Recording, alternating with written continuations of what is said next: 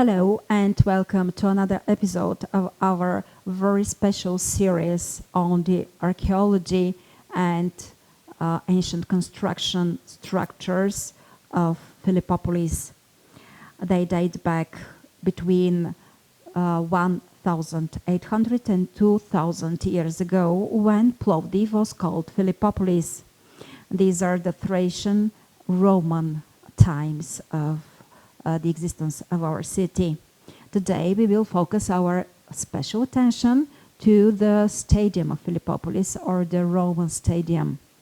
The Stadium of Philippopolis is situated between two hills, Sahat-Tepe to the west and the three hills to the east. It was built in the 2nd century during the reign of Emperor Hadrian. It is located at the northern end of the fortified city between the two walls in the natural fault between the western slope of Taksim-Tepe and the eastern slope of Sahat-Tepe. It is because of this feature that the seating structures on the two sides of the stadium are different. And, I'm sure surprising to many of you, you can personally nowadays see the construction types of the seating structures on the main street of Plovdiv. One type can be seen in the underground floor of the H&M store at the main street, and the other type of seating structure can be seen in the underground floor of the Excelsior Center. 17 countries nowadays have Roman stadiums, and the Stadium of Philippopolis is one of the large ones with its 30,000 people capacity. Other countries that have great number of stadiums are Greece and Tunisia, 4 stadiums each, and Italy have the greatest number, 8, and Spain has 6. So, in 1923, during archaeological excavations at the southwest corner of Jumaya Square, the amphitheatrical rows of seats were accidentally discovered during the construction of the Chipev's Market, today's Kamenica Bar and Kamenica Stairs, as we all know them. Pylons with a relief depiction of Hermes on one side and iconographic details of Heracles on the other were uncovered. The main entrance to the stadium was located there, at that place, at the point of Kamenica Stairs. Today, the exact location is marked by a pylon just opposite the Kamenica steps, on which you can see the inscription PLOVDIV together. The positions of the entrance columns are also marked on the pavement of the main street, and while walking along the main street you can see them there. Walking along Main Street from the Kamenica Stairs to the Jumaya, you can imagine the length of the stadium because you are walking over it. You can also see excavations of the stadium at the foot of the H&M store and in the underground floor of the Excelsior, as we already mentioned it. 13 rows of seats are preserved, the lowest of which is raised above the floor by a 1.80 meters platform.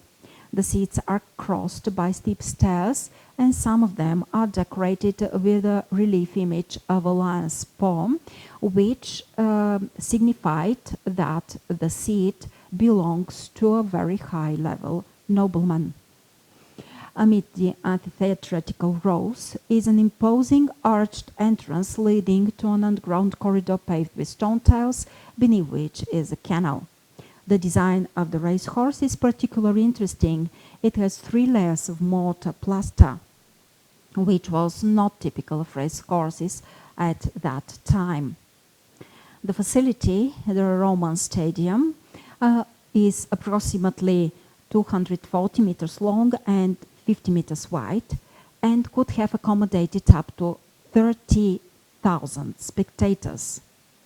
It is very interesting to note that the antique stadium in Delphi in Greece is a prototype of the stadium in Plovdiv. It is much smaller than the stadium in Plovdiv, though being its prototype. And the length of the track of the Delphi Stadium is 178 meters compared to 240 meters in Plovdiv, and its width is 25.5 meters compared to the 50 meters in Plovdiv.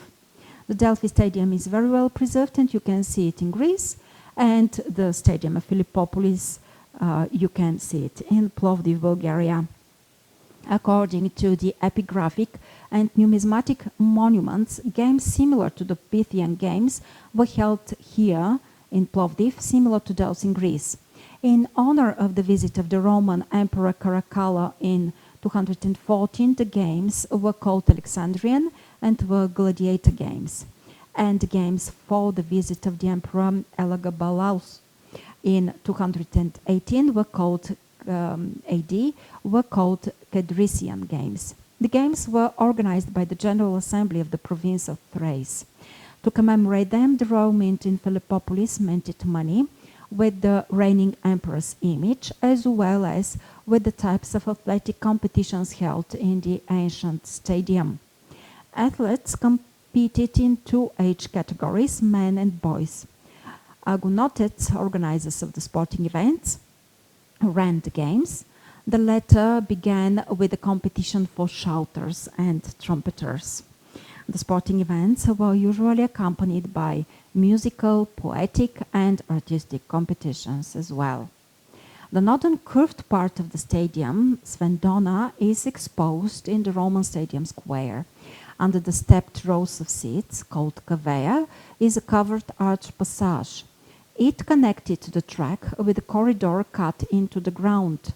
The vault supported the royal seats above it. To the north of the corridor, a section of the fortress wall was discovered, built as early as the 2nd century AD. It underwent some adjustments in the 3rd and 4th centuries AD. An ancient aqueduct passed through this area in the 4th century AD. Unlike other imperial buildings for spectacular events, the ancient stadium of Philippopolis had its places of honor preserved by inscriptions in the marble blocks. Places with Greek inscriptions have been found, which prove the existence of special seats for members of high society, which were also signified by this lion's paw, as I already mentioned to you earlier. Epigraphic monuments also refer to organized gladiator battles in the city. Gladiatorial games were associated with the funerary rites of the Etruscans. Later they spread throughout the Roman Empire, and this spectacle was associated with the newly formed cult of the emperor at that time, who was added as a god to the Roman pantheon. So you can enter in this fraction of time when you visit the Roman stadium in Plovdiv. You are most welcome to come. And see you in the next episode with more sights from Philippopolis. See you soon.